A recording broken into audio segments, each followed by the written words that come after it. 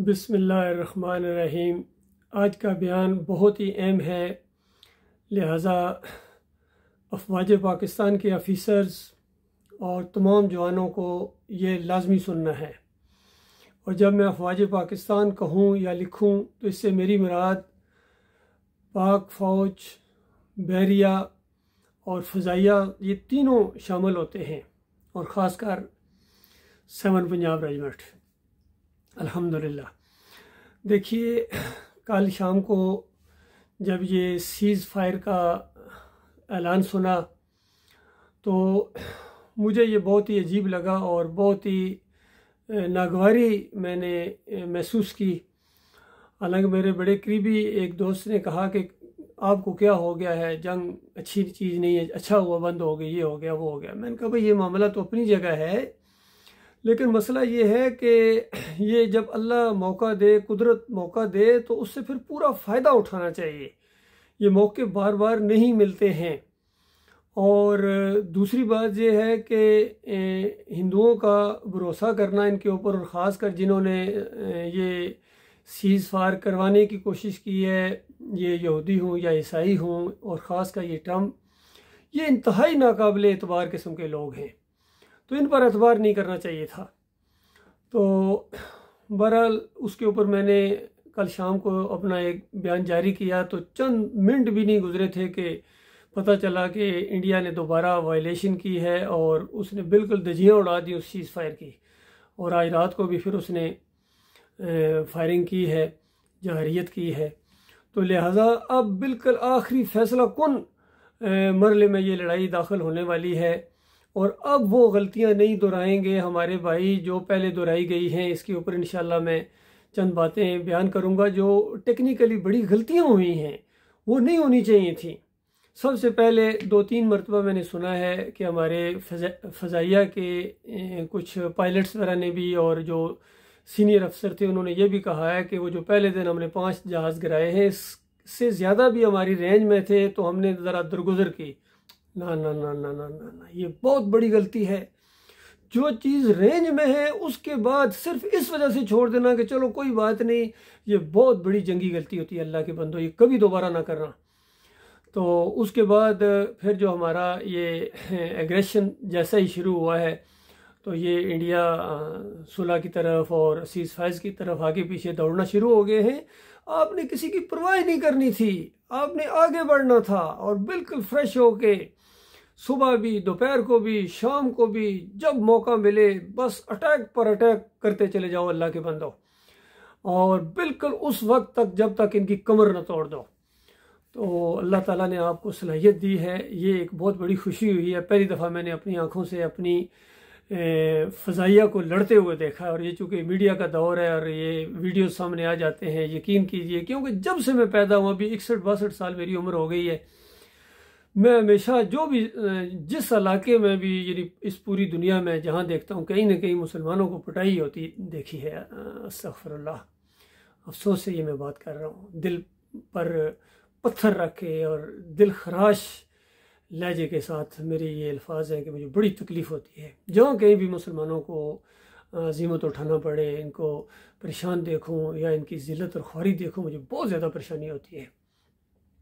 लेकिन कल दिल खुश हो गया बिल्कुल, जब इन काफिरों के ऊपर, हिंदुओं के ऊपर हमारे शाहीन हमला कर रहे थे। और ऐसी वीडियोस बनी हैं जो कहा जाता है कि जो फिल्मों के भी शो नहीं थे, किसी फिल्म के जो इस मौजू के ऊपर बनाई जाती है, जो हमारे फ़ज़ाइया ने और हमारे पायलट्स ने जो करतब दिखाए हैं, बस दिल खुश हो गया अल्हम्दुलिल्लाह। और बड़ी उम्मीदें पैदा हो गई हैं मुझे तो अल्हम्दुलिल्लाह, बहुत ज़्यादा बड़ी उम्मीदें पैदा हो गई अल्हम्दुलिल्लाह। ये कौम आगे बढ़ेगी और वाकई पाकिस्तान बनेगा और पूरी दुनिया में ये इसका नाम होगा, और पाकिस्तान की नेशनलिटी हासिल करना लोग ख्वाहिश किया करेंगे और फ़ख्र महसूस करेंगे हमारे पासपोर्ट की, हमारे मुल्क की, और हमारे जो सर हैं फ़ख्र से बुलंद हो जाते हैं जब इस तरह का कोई माहौल देखते हैं अपने मुल्क के अंदर। अल्हम्दुलिल्लाह, यहाँ ओवरसीज़ मैं उन्हीं में से शामिल हूँ। तो हमें बड़ी परेशानी होती है अगर हमारी हुकूमत या हमारे लोग ये कमज़ोर हों और कोई इस तरह की हरकतें करें, तो हमें बड़ी तकलीफ़ होती है, बड़ी शर्मिंदगी होती है। तो ये मामला है। दूसरी बात ये है कि अब चूँकि मामला और आगे बढ़ गया है और इनकी इंडिया की ये जो वायदा खिलाफ़ी है और ये बिल्कुल वाज़ेह होगी। और इन्होंने तो 48 में भी यही किया था। लियाकत अली ख़ान ने इन लोगों के ऊपर या अक़वाम मुत्तहिदा के ऊपर एतमाद करके जब कश्मीर से अपनी फ़ौजें वापस बुलाई तो उसके बाद इंडिया अपनी फ़ौजें वहाँ लेके आ गया। तो उसी से हमें सबक सीख लेना चाहिए था हमेशा के लिए। तो तारीख़ से और जंगों से जो सबक नहीं लेता है वो कभी नहीं आगे बढ़ सकेगा, याद रखिए। वो पूरी दुनिया की क़यादत नहीं कर सकेगा। लिहाजा ये शुरू में अभी ये मामलात हुए हैं तो इनको हमेशा के लिए एक अपने असूल के तौर पर अपने साथ लेके चलें। देखिए, इस्लाम की टीचिंग का अंदाज़ भी यही है। जंग बदर में अल्लाह ताला ने कम तादाद के बावजूद मुसलमानों को इज़्ज़त दी और बड़ी ज़बरदस्त फतह हुई और सारे बड़े बड़े बदमाश उस दौर के मोदी और ट्रंप और जितने भी थे वो मारे गए, बड़े बड़े सरदार उनके। और एक साल बाद फिर वो बदला लेने के लिए आए हैं। तो अल्लाह ताला ने इस अंदाज से समझाया कि देखो, वो काफिर और मुशरिक होकर नहीं घबराते हैं, उन्हें भी उसी तरह की तकलीफ़ें हो रही हैं जिस तरह तुम्हें हो रही हैं, लेकिन वो उस चीज़ की उम्मीद नहीं रखते हैं जो उम्मीदें तुम्हें अल्लाह से लगाए बैठे हो, जन्नत की और ये सारी बातें। लिहाजा हिम्मत नहीं हारनी है। वह अंतुम इनकुन तुम मोमिनीन, कि अगर तुम सही मानों में सच्चे मुखलिस मोमन बन जाओ और एक मोमिनी को और अपनी गुलामी और बंदगी को साबित करके दिखाओ, तो फिर इस्लाम के अंदर याद रखिए कोई सरेंडर होना या शिकस्त होना ये चीज़ है ही नहीं है। और यहाँ इस नुक्ते को मैं बयान कर दूँ कि इससे पहले जितनी ये शिकस्त जो कहा जाता है या कमज़ोरी कहा जाता है, चाहे वो 71 की हो या 65 में या कारगिल या बीच में जो भी मामलात हुए हैं, याद रखिए ये इस्लाम की कमज़ोरी नहीं थी, ना ही शिकस्त थी 71 की, इस्लाम की नहीं थी। क्योंकि ये तो मूर्ति की पूजा करने वालों और कब्र की पूजा करने वाले, मज़ार की पूजा करने वालों के दरमियान लड़ाइयाँ हुई हैं। वो कुफर और ईमान का मामला और हक को बातिल का मामला तो होगी, अभी वो स्टेज तो सजा ही नहीं है मोदी सरकार। जब वो सजेगा, वो जो ईमान खालिस जब आएगा हमारे शेरों के अंदर, हमारे जेलों के अंदर, जब वो ईमान आएगा, फ़ज़ाए बदर पैदा कर, बदर वालों का ईमान जब इनके अंदर आएगा, ये अल्लाह के अलावा किसी और से नहीं डरेंगे, किसी और के सामने नहीं झुकेंगे, इन सारे बुतों को तोड़ के आएंगे मैदानी जंग के अंदर। तो वो जो किसी ने कहा कि यानी अगर तुम मोमिन बन जाओ तो उसके बाद क्या होगा, मा सवा अल्लाह के आग है तकबीर तेरी, ये तेरा नारा तकबीर लगाना ये गोया आग की तरह जाएगा काफिरों और मुशरिकों की तरफ। तो ये बिल्कुल घबराने की ज़रूरत नहीं है। अभी बीच में कुछ ये शिरक के नारे भी लगाना शुरू हो जाते, बड़ी तकलीफ़ होती है और बड़ी अफसोस की बात है कि अभी अल्लाह ताला ने कल इतनी बड़ी इज्जत दी है मेरी कौम के लोगों, मेरे फ़ौजियों, मेरे पाकिस्तानियों, अल्लाह ने इतनी बड़ी इज्जत दी है और अभी चंद घंटों बाद ही तुमने नारा हैदरी लगाने शुरू कर दिए हैं और अली अली दम दम इस तरह के बीच में नारे और बीच में इस तरह के वो वीडियोज़ और इस तरह की बैकग्राउंड के अंदर जो जिस तरह तराना वाला अंदाज होता है, याद रखना ये अल्लाह के गज़ब को भड़का देगा। और मालिक हर तरीके से निपटना जानता है। जिस तरह बताया गया, जब इनकी कश्ती भंवर के अंदर फंसती है तो खालिस अल्लाह को पुकारते हैं, सब शिरक इनको भूल जाते हैं। और जब अल्लाह ताला उस भंवर से निकाल के फिर इनको किनारे पर लगाता है, फिर शिरक करना शुरू कर देते हैं। बिल्कुल इस तरह जिस तरह ये कल जब ये माहौल बना था तो कोई शिरक नारे उस वक्त नहीं थे, अल्लाह अकबर के खालिस तौहीदी नारे थे, तकबीर थी। और जैसा ही अल्लाह ताला ने फतह दी और इज़्ज़त दी तो उसके बाद फिर ये याद आ गए हैं, दाता दस्तगीर मुश्किल की शाह अजत रवा। तो मालिक ने ऐसे मौके के ऊपर जवाब दिया कि देखो वो मालिक इसके ऊपर पूरी कुदरत रखता है कि दोबारा तुम्हें उसी भवन के अंदर फिर कभी उसी तूफान के अंदर ले जाए, तो और फिर तुम्हें अपनी उस जो नाफरमानी है और शिरक और कुफर है उसकी सज़ा तुम्हें दे। वो पूरी तरह कुदरत रखता है। तो ये बात ज़हन में रखिएगा। तो मैं ये कह रहा था कि जंगों से सबक लेना ये बहुत ज़रूरी होता है। तो अल्लाह ताला ने वहाँ जंगे ओहद के दिन पहले अल्लाह ने वादा किया था कि बिल्कुल उसी अंदाज से जिस तरह बदर में तुम्हारी मदद की अल्लाह ताला ने, उसी अंदाज से फरिश्ते उतारेगा अल्लाह ताला और तुम्हारी मदद करेगा, फिक्र ना करो। और बिल्कुल जंग जैसी शुरू हुई वही माहौल बन गया था। और उसके बाद जब काफिर मुशरिक भागना शुरू हो गए, तितर बितर होना शुरू हो गए, इनके सांसें फूल गई जिस तरह कल फूली थी इंडिया वालों की, हिंदुओं की, तो उसके बाद मुसलमानों ने ये समझा कि बस अब तो फतह जी, जब बस जीत गए अब तो हम हो गया मामला, वो अंदाज नहीं है।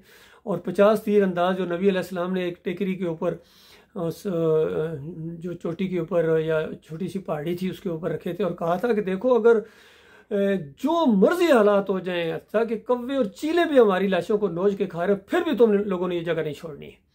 लेकिन जैसे ही वो फतह वाला अंदाज हुआ तो मुसलमानों ने वहाँ से जगह छोड़नी शुरू करी और तावील की कि देखो वो तो यानी जंगी हालत में मामला था, अब तो जीत गए हैं, अब जो काफर भाग रहा है।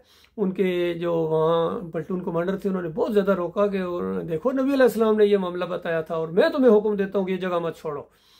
तो फिर भी उन्होंने बात नहीं मानी और बहुत ही जीती हुई जंग फिर शिकस्त के अंदर तब्दील हो गई।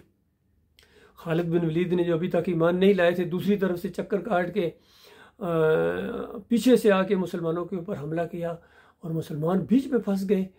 तो बाद में अल्लाह ताला ने इसके ऊपर तबसरा किया कि देखो मैंने नहीं कहा था कि अल्लाह और अल्लाह के रसूल की फरमाबरदारी करना, और ये जो माल गनीमत की मोहब्बत तुम्हें जो आगे जगह छोड़ने पर मजबूर कर दिया कि माल इकट्ठा करें, तो मैंने नहीं कहा था कि दुनिया की मोहब्बत, माल की मोहब्बत तुम्हें ले डूबेगी।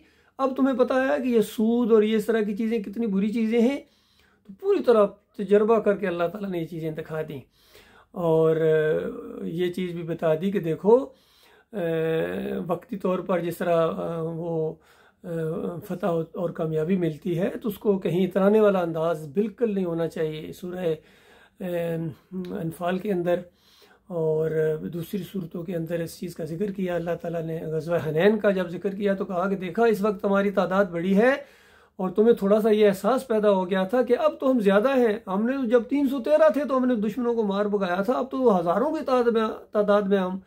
तो ये ख्याल जब तुम्हारे अंदर आया तो फिर देखा तो अल्लाह ताला ने क्या तुम्हें मंजर दिखाए थे, किस तरह तुम पीठ फेर के भागे थे वक्ती तौर पर उस जंग के अंदर, और तीरों की बारिश जब तुम्हारे ऊपर हो गई थी। तो आजकल तीरों की बजाय मिसाइलों का मामला है, ड्रोन्स का मामला है। तो ये चीज़ एक पक्के कुलिये के तौर पर अपने पास रखनी है कि इससे ज़्यादा टेक्नोलॉजी और महारत अगर आपके पास भी आ जाए तो कभी भी अपनी तादाद और टेक्नोलॉजी और महारत की तरफ अपना, या कौमियत की तरफ, या हम पाकिस्तानी हैं, कभी भी तुम्हारा ध्यान इस तरफ नहीं जाना चाहिए, बाल बराबर भी नहीं जाना चाहिए। खालिस अल्लाह की तरफ आपका ध्यान जाना चाहिए। खालिस अल्लाह ने फतह दी है, इज़्ज़त दी है, इस अंदाज से ये मामलात होने चाहिए। और अपने सारे मज़ारों को, गुम्बदों को, जितनी भी शिरक के ये सिम्बल्स हैं, चाहे तहवीज़ गंडा हो, पीरी मरीदी हो, उर्स और मेले हों, जमहूरियत का निज़ाम हो, ये सारा मलिया मेट कर दो। अल्लाह के बंदो तौबा करो, माफ़ी मांगो इससे, वरना अल्लाह ताला का गज़ब तुम्हारे ऊपर ऐसा आएगा कि तुम चीखते रह जाओगे, वो पीस के रख देगा तुम्हें। और अब ये मौका आया है कि अल्लाह ताला ने आपको पूरी दुनिया की क़यादत का ये एक माहौल बना दिया है। तो लिहाजा सबक वही पढ़ना चाहिए, सबक फिर पढ़ सदाकत का, अदालत का, शुजाअत का लिया जाएगा तो इससे काम दुनिया की अमामत का। तो जब दुनिया की अमामत तुमने करनी है मुसलमानों, मेरे प्यारे भाइयों, तो फिर अपनी तैयारी भी ज़बरदस्त तरीके से अल्लाह ताला ने जिस तरह कहा। और पाकिस्तान मिलिट्री एकेडमी में वो जो आयत पढ़ी जाती थी, अभी तक उसका तर्जमा, उसका वो लहजा मुझे याद है। मैं 70th PMA लॉन्ग कोर्स के साथ पास आउट हुआ था, फिर 7 पंजाब रेजिमेंट में गया हूँ। तो कितना ज़ोर दिया जाता था कि अल्लाह ताला का हुक्म है कि मुसलमानों तैयार रखो अपनी कुव्वत को घोड़ों के साथ और यानी फौजी कुव्वत के साथ, ताकि हैबत तारी हो जाए दुश्मनों के ऊपर और तुम्हारे दुश्मनों के ऊपर जो अल्लाह के भी दुश्मन हैं। और जो कुछ तुम अल्लाह के रास्ते में खर्च करोगे तुम्हें उसका पूरा पूरा बदला दिया जाएगा और तुम्हारे साथ ज़रा बराबर जुल्म और नाइंसाफ़ी नहीं की जाएगी। तो ये सारी बातें अपने जहन में रखो। ये आयतें सिर्फ पासिंग आउट परेड के लिए नहीं है, ये ऑन ग्राउंड भी। और वहाँ उस आयत का उस वक्त तो समझ में नहीं आता था एक मामला कि इसके अलावा कुछ और भी दुश्मन हैं जिनको तुम नहीं जानते, और मालिक फरमाता हम जानते हैं उनको। तो अब पता चला ये जो अंदर सफ़ों के अंदर आस्तीन के सांप घुसे हुए हैं और ये जो मुल्क को अंदर से खोखला करते हैं और ये सियासी अंदाज से जो एक दूसरे के साथ ये लगे हुए हैं, सारी की सारी ये पाकिस्तान को कमज़ोर करने वाली बातें हैं। तो इन चीज़ों से बिल्कुल ऊपर उठ जाओ। और ख़ास कर ये जो बनियानुल मरसूस ये जो नाम रखा गया है, ये बड़ा ही ज़बरदस्त नाम रखा गया, इसके ऊपर अमल करो। ये सूरह सफ़ की 4 नंबर आयत है, इससे पहले 3 आयतें हैं, उसके ऊपर भी गौर करना है। वहाँ तो मालिक ने एक ऐसा ज़बरदस्त आपको नुस्खा दिया है कि बताया, पहली बात तो ये सुनो मुसलमानों, क्यों वो बात कहते हो जो करते नहीं। और अल्लाह के नज़दीक बहुत बड़ी बात है कि तुम कहो वो जो करे नहीं। और तुम अल्लाह के प्यारा बनना चाहते हो तो सुनो अल्लाह ताला किन से मोहब्बत करता है, जो अल्लाह के रास्ते में जहाद करते हैं, जंग करते हैं, कताल करते हैं, इस तरह जिस तरह शीशा पलाई हुई दीवार होती है। तो इसके ऊपर गौर करना है। देखिए ये तो पूरी दुनिया जानती है कि किस तरह ये हमारी कौम है, ये आपस में फटी हुई है। कौम यानी मुल्क के अंदर भी कितने फ़िरके हैं, मसलक हैं, सियासी फ़िरके हैं, लड़ते रहते हैं, एक दूसरे को गालियाँ, लान तान, काफर एक दूसरे को जेलों में ठोंसते हैं, सब कुछ करते हैं। तो शीशा पलाई दीवार तो ये चंद दिनों, चंद लम्हों के लिए बने। उससे पहले क्या हो रहा था अल्लाह के बंदो? तो लिहाजा ये थोड़ी देर के लिए मुसलमान ना हो ना, पक्के के पक्के मुसलमान हो जाओ। और ये कलमे के ऊपर जब तुम इकट्ठे होगे तब ये माहौल पैदा होगा, क्योंकि वो साहबा जो इकट्ठे हुए थे वो कलमे के ऊपर हुए थे, तब मदीना रियासत बनी थी।